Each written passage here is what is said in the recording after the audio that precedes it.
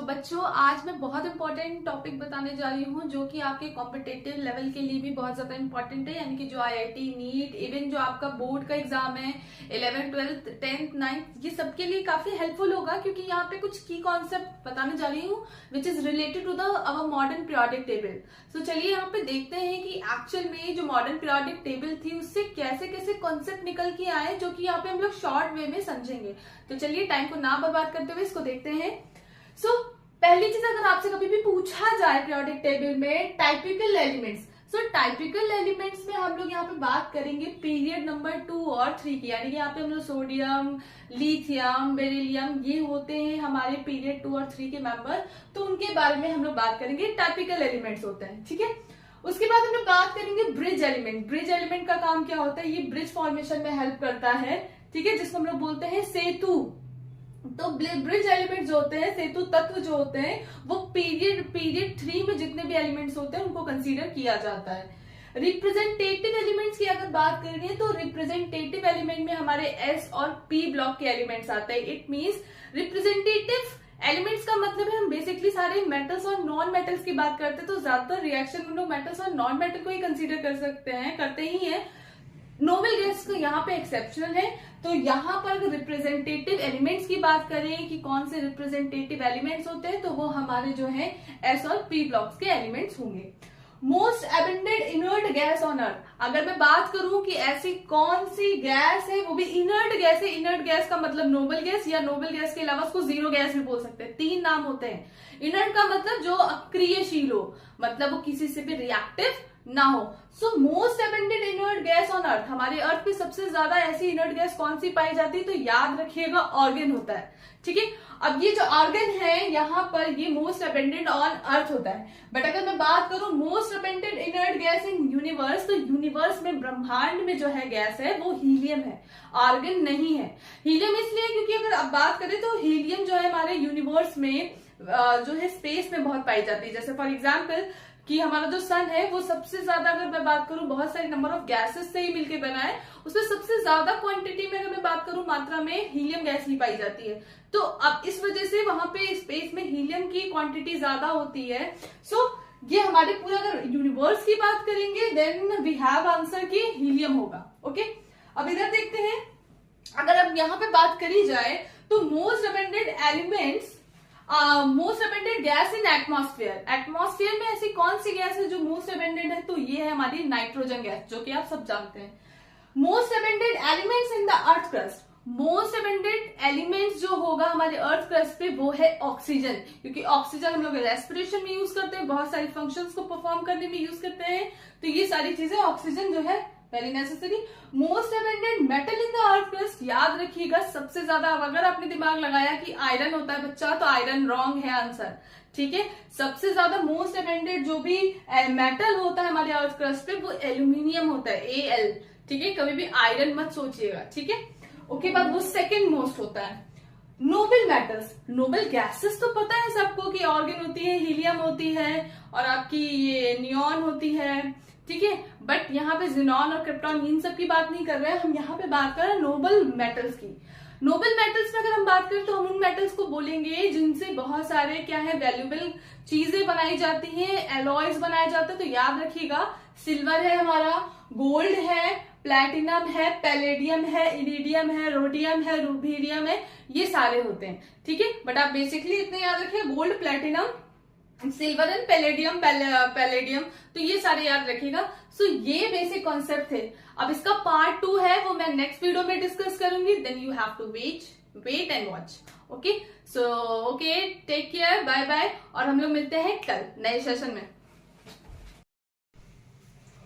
So hello बच्चा party, की हाल चाल? आई होप आप सब लोग बहुत अच्छे होंगे, बहुत ही फिट होंगे। रेगुलर वीडियोस आ रही हैं तो बिल्कुल देखते रहिए, बिल्कुल एनर्जेटिक रहिए।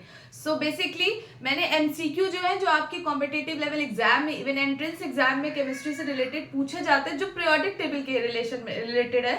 तो बेसिकली क्या होता है कि उसके आप जो बड़े बड़े चीजें जो है टर्म्स को याद रखते हो, लेकिन जो बेसिकली बेसिक जो टर्म्स है पीरियोडिक टेबल को लेके, जो छोटे छोटे क्वेश्चन पूछे जा सकते हैं उस पर कोई ध्यान नहीं देता। तो एक आध क्वेश्चन जो होते हैं वो स्किप हो जाते हैं, क्योंकि आपके दिमाग में वो चीजें रहती नहीं, तो आप उसको क्या करते हो, रॉन्ग मार्क करके आते हो। तो होता क्या है, वो गलत हो जाता है। तो आज मैं उसका सेकेंड पार्ट अपलोड कर रही हूँ, मैं आपको समझाने जा रही हूँ। फर्स्ट पार्ट ऑलरेडी अपलोड कर दिया था, डिस्क्रिप्शन बॉक्स में देख लीजिएगा जिसका भी मिस हो गया होगा। तो चलिए देखते हैं कि एमसीक्यू जो पीरियोडिक टेबल से रिलेटेड है, जो आपके कॉम्पिटिटिव लेवल में आएंगे, वो क्या है। तो चलिए देखते हैं। तो फर्स्टली अगर मैं बात करूं most reactive element, I am not talking about element. Reactive element का मतलब है मेटल की बात नहीं हो रही है यहाँ पे, नॉन मेटल की बात नहीं हो रही है। जो पीरियोडिक टेबल में 118 एलिमेंट है उनकी बात हो रही है। So most reactive element is fluorine. कहीं कहीं पे आपको सीजियम भी दिख जाएगा, बट याद रखिएगा सबसे ज्यादा मोस्ट रिएक्टिव एलिमेंट हमने फ्लोरीन को ही लेना है, क्योंकि फ्लोरीन क्या होता है, वो किसी से भी रिएक्ट करने के लिए बिल्कुल फ्री होता है, जिसको भी देखेगा बस लपक लेगा। ठीक है, next is most reactive metal. अब मेटल की अगर बात करें तो मोस्ट रिएक्टिव मेटल जो होता है वो हमारी पोटेशियम होती है। बिकॉज अगर आप देखोगे इलेक्ट्रोनेगेटिव सीरीज होती है, इलेक्ट्रोकेमिकल सीरीज, उसमें सबसे पहले जो है मतलब नॉन मेटल होते हैं, लेकिन जहां से मेटल की शुरुआत होती है वो पोटेशियम से होती है, देन सोडियम, उसके आगे फर्दर होते हैं। Least reactive element is, least reactive element में हम लोग बात करेंगे हीलियम की। हीलियम एक इनर्ट गैस है जो कि किसी से भी रिएक्ट करने के लिए इंटरेस्टेड नहीं रहती है। ओके, सो अब आगे की बात करते हैं।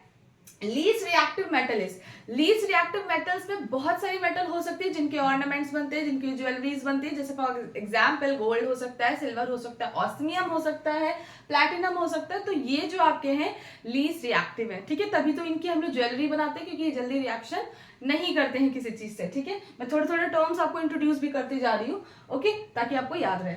हाईएस्ट मेल्टिंग पॉइंट, एमपी मत समझ लीजिएगा, highest melting point among non metals.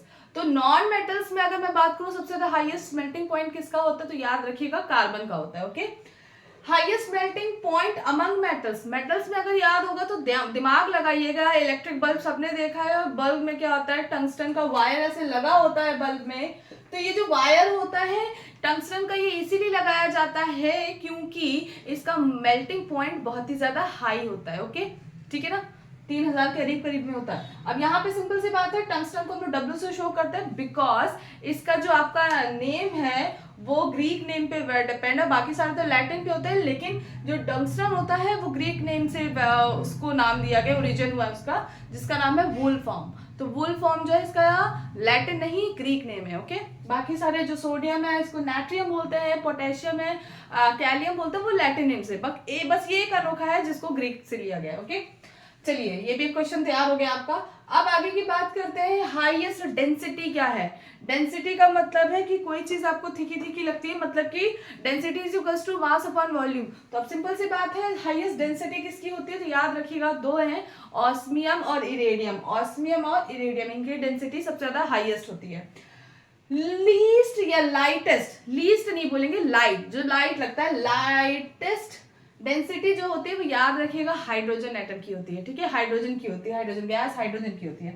Liquid element, liquid element में सबको याद है भाई, लिक्विड मेटल बोलते हैं तो मरकरी। तो लिक्विड एलिमेंट में भी याद रखिएगा मरकरी, याद रखिएगा मरकरी होता है। दूसरी चीज याद रखिएगा, क्लोरीन गैस होती है, ब्रोमीन गैस होती है, आयोडीन भी सरसों के दाने जैसी होती है, लेकिन उसमें भी पर्पल कलर की वेपर्स निकलती है। लेकिन ब्रोमीन कोई गैस नहीं होती, ब्रोमीन येलो कलर का लिक्विड होता है। ये चीज बहुत इंपॉर्टेंट है, इसको दिमाग में रखिएगा। ओके, अब आगे, मोस्ट पॉइजनस एलिमेंट, सबसे ज्यादा खतरनाक पॉइजनस एलिमेंट, आधे लोग सोचते हैं कि मरकरी है, बट ऐसा नहीं है।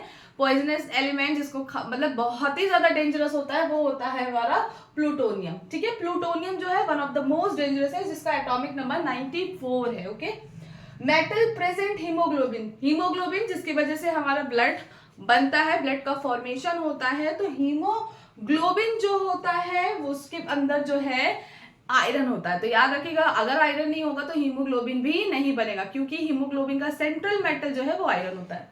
Okay, metal present in chlorophyll, सबको मालूम होना चाहिए क्लोरोफिल का सेंट्रल मेटल, क्लोरोफिल का भी स्ट्रक्चर बहुत बड़ा होता है, और उसकी सेंट्रल मेटल जो होती है वो मैग्नीशियम होती है, Mg। मैग्नीशियम जो है इसकी सेंट्रल मेटल है। 3 पॉइंट्स और हैं, इसको भी देख लीजिए, इसको रब, मैं स्क्रीनशॉट आप ले लीजिए, मैं रब करने जा रही हूँ। ठीक है, ओके, अब नेक्स्ट है इसमें, यहां पे हम लोग बात करेंगे best conductor of heat and electricity. Best conductor of heat and electricity. अब देखिए यहाँ पे एक बहुत बड़ी सी, कहते हैं ना, बहुत लोग इस पर कॉपर लगा देते हैं आंसर, बहुत लोग सिल्वर लगाते हैं। तो याद रखिएगा, अगर आपसे कभी भी क्वेश्चन पूछा जाए तो आप कॉपर नहीं सिल्वर पे लगाइएगा। सबसे ज्यादा हीट और इलेक्ट्रिसिटी को कंडक्शन जो है वो सिल्वर ही कराता है, बट क्योंकि वो महंगा होता है, दूसरी चीज उसमें कि क्या है, वोल्टेज बहुत हाई हो जाता है, दैट्स वाई कॉपर को यूज किया जाता है। ज्यादा अप्लायंसेस जो है कॉपर के यूज करते हैं, क्योंकि सिल्वर वैसे भी बहुत महंगा है। तो लेकिन फिर भी आपका अगर एप्रोप्रिएट आंसर आपका ऑप्शन में कॉपर भी है सिल्वर भी है, तो आप सिल्वर पे आंसर लगाइएगा। ओके, ठीक है। नेक्स्ट क्वेश्चन इज, अब अगर सिंपल सी बात करें, वर्स्ट कंडक्टर यानी कि सबसे बेकार कंडक्टर कौन होता है, worst conductor of heat and electricity, तो याद रखिएगा सल्फर होता है। कौन होता है, सल्फर। 16 पे होता है सल्फर, सल्फर होता है, ठीक है, विच इज नॉन मेटल, ठीक है, सबसे इंपॉर्टेंट है, नॉन मेटल होता है ये। बात समझ में आ गई? Okay. Next question is coinage metal. Coinage metal क्या होता है, कॉइनेज मेटल। अब ये क्या है कॉइनेज मेटल? कॉइनेज का मतलब होता है ऐसी मेटल्स जिनसे कॉइन्स बनाए जाते हैं। तो सिंपल सी बात है भाई, तुम गोल्ड ले लो, ठीक है, एयू गोल्ड, ऑरम, ठीक है ना, लैटिन नेम ऑरन होता है। सिल्वर ले लो, ठीक है, कॉपर का बनाया जाता है, ठीक है, लेड का बनाया जाता है, ठीक है ना, पीबी। तो ये सारे जो हैं ये कॉइनेज मेटल है, ठीक है ना। तो इनको हम लोग क्या करते हैं, कॉइनेज मेटल में यूज करते हैं। Is it clear? सबको समझ में आ गया? सबको लगता है ये नहीं है, लेड भी होता है। बात क्लियर हो गई? बिल्कुल। सो ये आपके लिए बहुत ज्यादा इंपॉर्टेंट था। आई होप आपको समझ में आया हो। सो कल हम लोग बहुत ही बेहतरीन वीडियो के साथ मिलेंगे।